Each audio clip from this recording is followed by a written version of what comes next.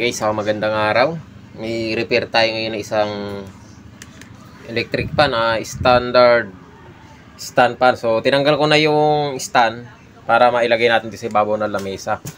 So ang problema nito ay hirap umikot. So ayun mahigpit. Wala siyang free wheel. So testingin natin isaksak kung mapapaikot pa niya itong electric fan na to.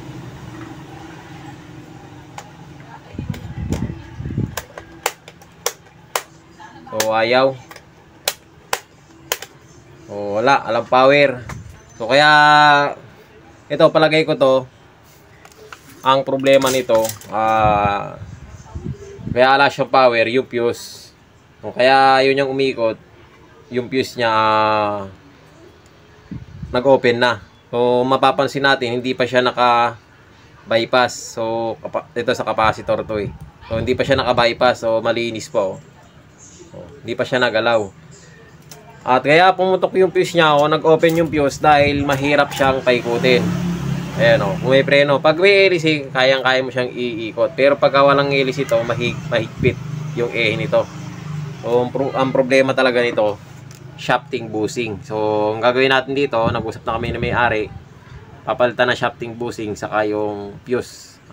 Testingin natin kung hindi pa nadama yung motor nito. So, ayan guys, babaklasin muna natin para makita natin yung motor kung hindi siya sunog. So, ayan guys, baklasin ko muna. Hindi ko napakita sa inyo yung pagbabaklas para hindi humaba video natin.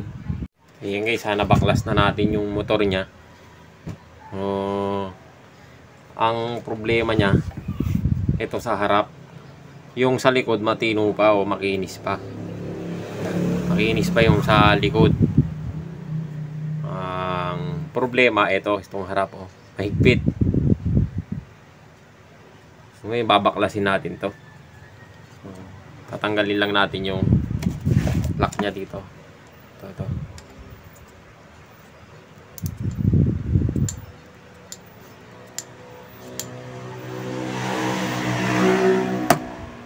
Saka natin lilihain to. Kasi ano na siya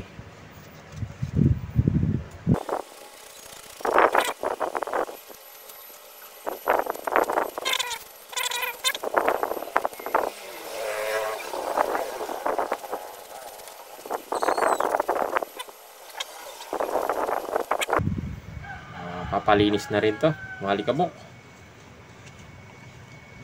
Pero ayusin muna natin tong shafting bushing. Yun yun.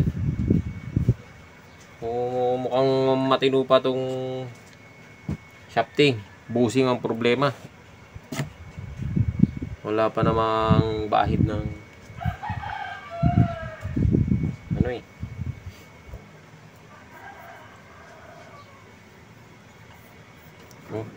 makinis pa. Bushing ang may problema dito.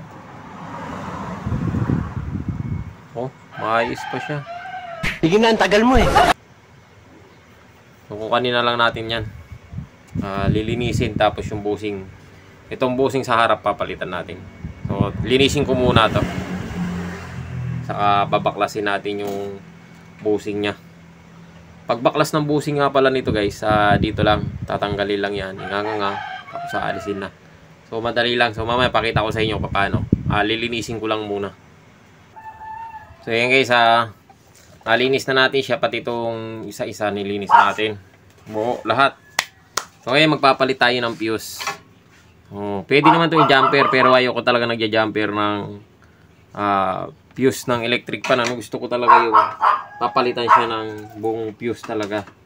Kasi kagaya nito, kung walang fuse to, nasunog na to yung motor niya. Pero dahil may fuse siya, hindi bumigay yung fuse. Ay yung motor, fuse lang. So pwede pa natin tong i-repair o isalba.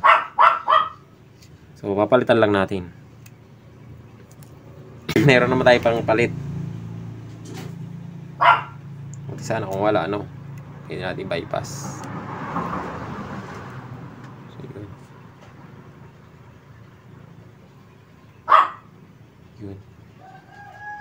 Dito na natin ikakabit yung panibagong fuse.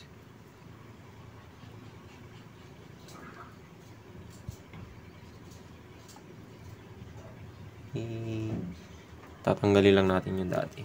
Ito. Putulin na natin dito. Yun. Ay, ito yung isa. So, yun. Natanggal na natin yung fuse. Ito siya, oh. Yan. So, ngayon, papalitan natin siya ng panibago. Ganyan din kakabit natin. Kudrado din. Ganyan din yung itsura.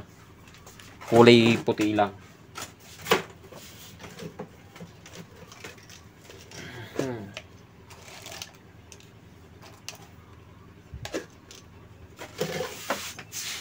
Lagyan lang natin siya ng spaghetti tube. So, ito siya yung kulay puti. Yan. Ganyan din yung tinanggal natin, pero kulay itim. Ngayon, kakabit natin yan dito. Yan.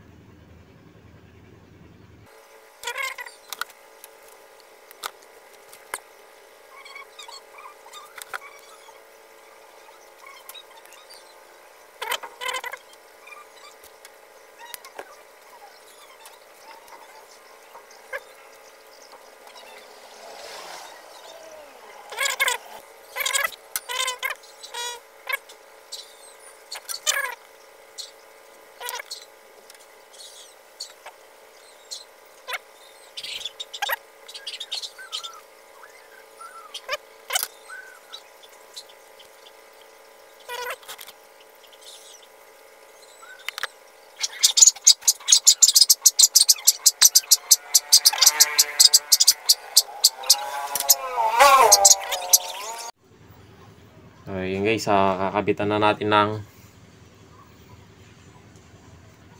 papel dito sa ilalim. Yan.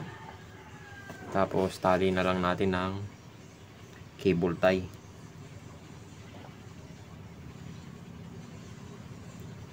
Para hindi siya mahuhulog.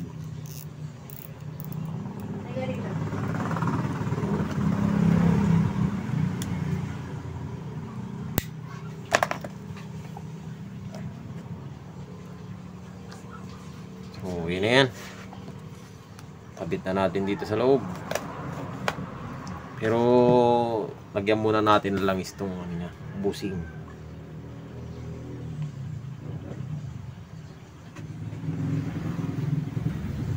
Yun.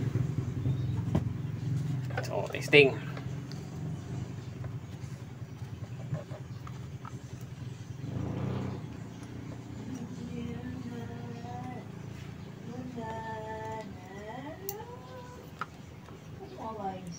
Dahan-dahan lang at baka masira.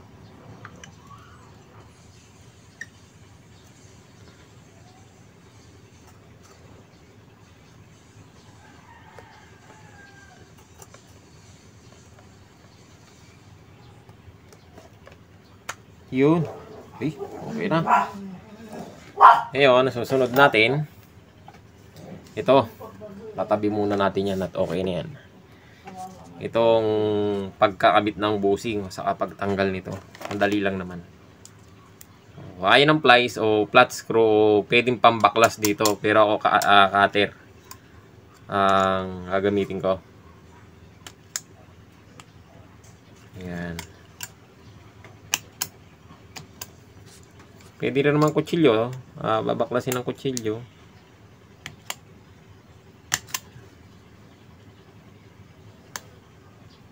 Matigas. Try natin kutsilyo.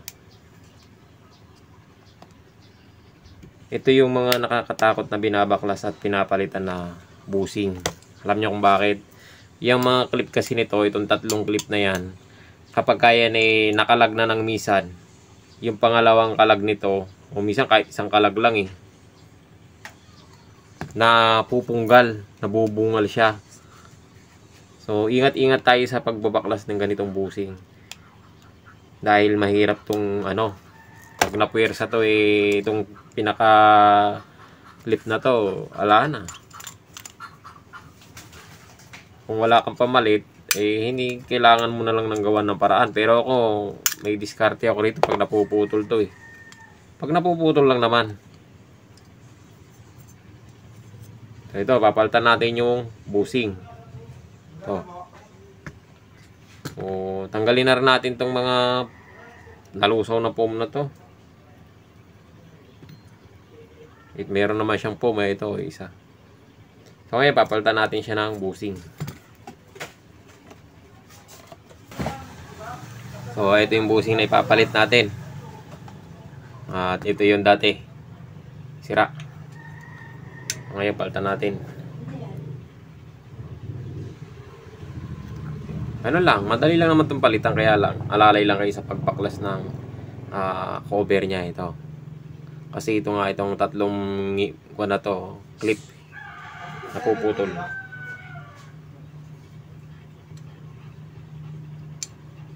So, ganun lang din. Pagbabalik, tutupiin nyo lang.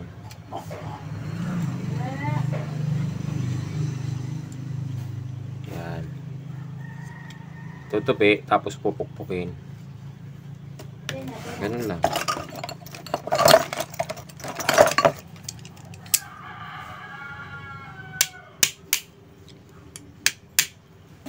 Tayo ng pagkakalangan.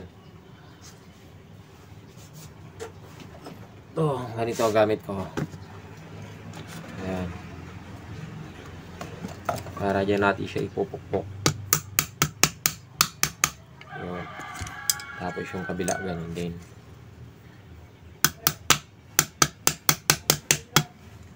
Tapos itong isa, ganun din.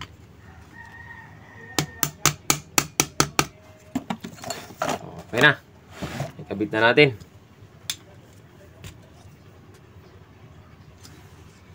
Lagyan natin ng langis.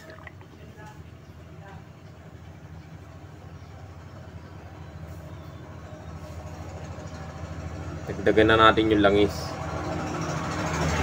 para madulas.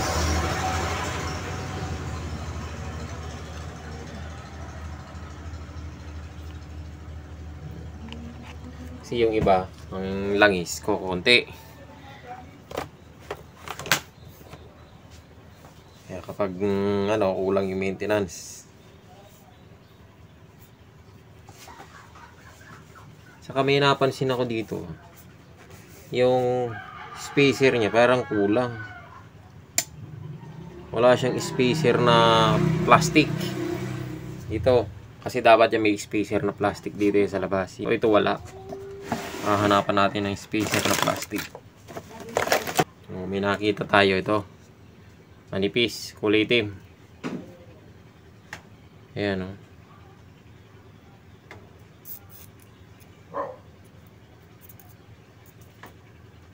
So yan. Okay, lagyan natin ng langis.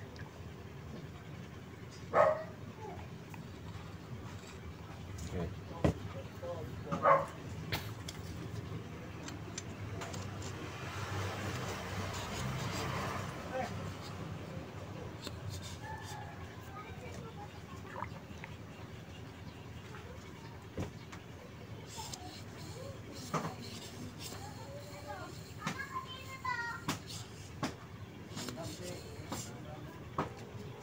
Diba?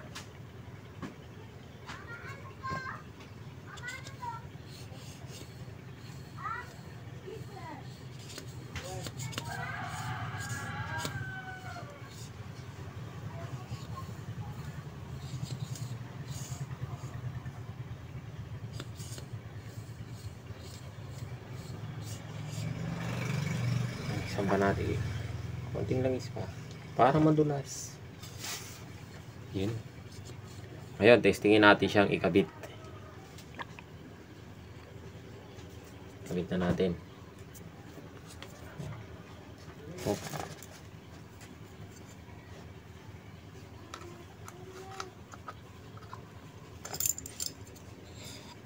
Yun.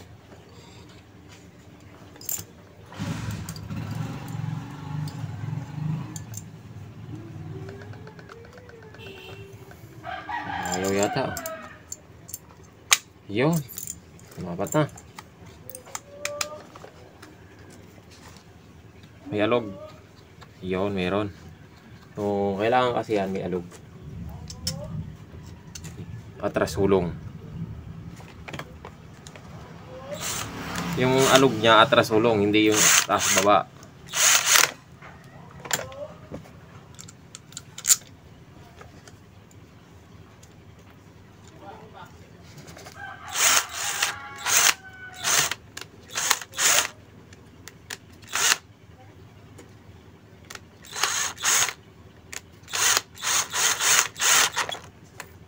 Yun.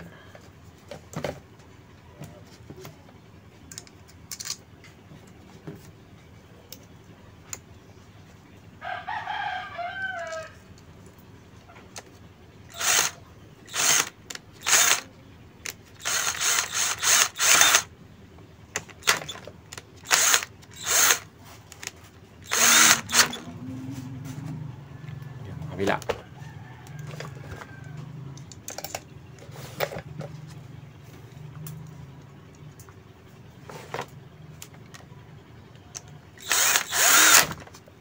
Yan.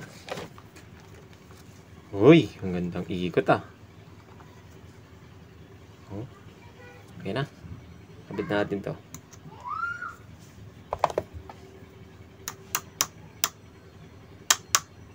Oops, sumobra. Yun. Yun oh. Ganda ng ikot. Hindi pa. Magya.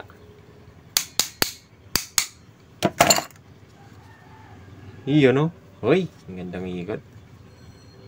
Tama lang yung alog. So ayan, higpitan natin siya ng mabuti. Para sigurado tayo. Ayan, okay na. Yun. Yun. Okay na yan. Ngayon, ang gagawin natin, pabalik na natin para ma-testing pati yung capacitor, pero lilinisin muna natin ito. Egg.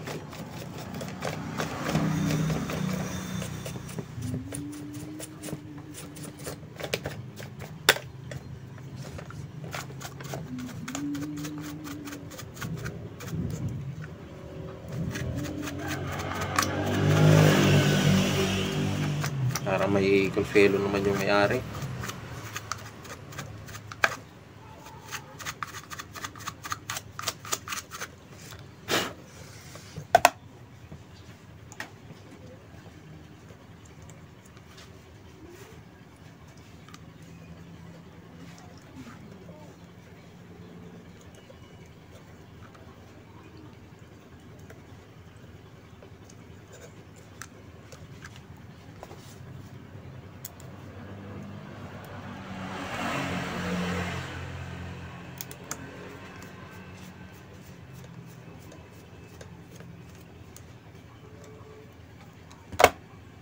Yan.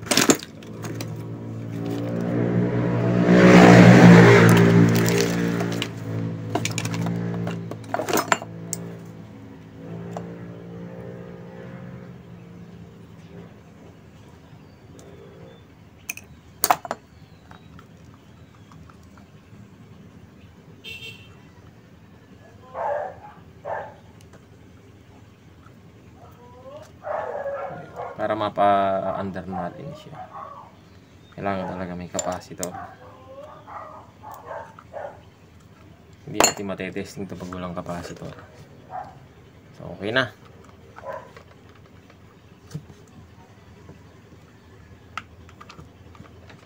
Okay na. Kabit na natin. Yun, no?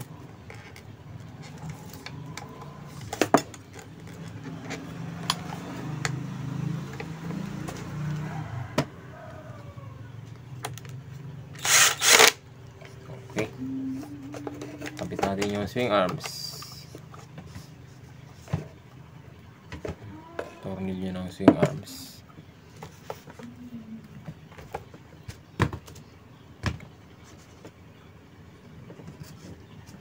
Wala.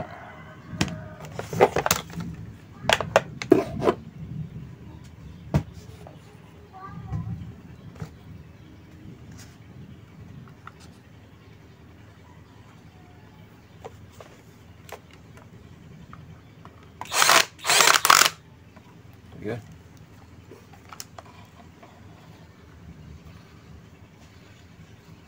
So, ito, testingin na natin kung gagana. Pero mas maganda dyan kung may LC, no? Ayusin natin yung camera natin. At para makita natin yung under niya. O, dyan ka muna. Testingin natin siyang maganahin. Mamaya na natin linisin yung LC. Madungis.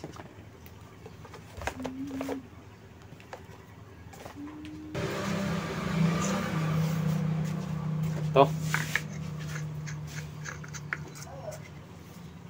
Yun. Uy, okay na. Hindi pa pala. Excited. So, ito. Makita. Tingnan natin. Yung camera. Yun. So, yan. Testingin natin yung nang may LC. So, saksak. 1. Yun. Oh, timano umikot. Lakas, oh. Oh. 2. Okay na.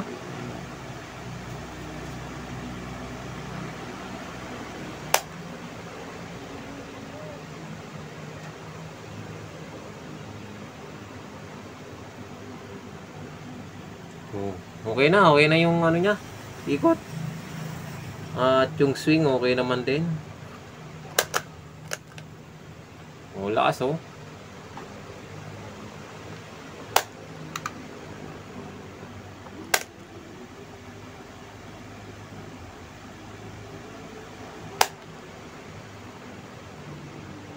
Patayin natin. I-off natin. Tignan natin kung kondisyon yung ikot. Mukhang okay naman, no? Okay.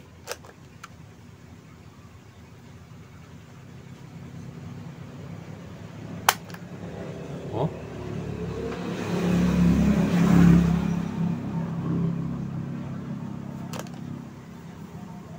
Yung ano nito, yung gearbox niya, ito pinaka gearbox niya. Hindi na pala to yung ito ay pinakagranahe niya sa likod. Hindi na pala yun yung ano, parang kung bagsakan hindi na yun yung original. Ito ay parang kinabitan ng pang China na gearbox kasi yung mga standard na ganito ang gear nito sa ilalim eh, nakalabas. Ito hindi. So ano na to, pinalitan na. Kinonvert mga ano to pang China, mga electric fan. So yun guys, okay na siya. At ang naging problema niya yung pinalitan natin bushing sa harap at fuse. Yung shafting okay pa. So ayun guys, sana nakatulong sa inyo yung video na to at maraming salamat sa panonood.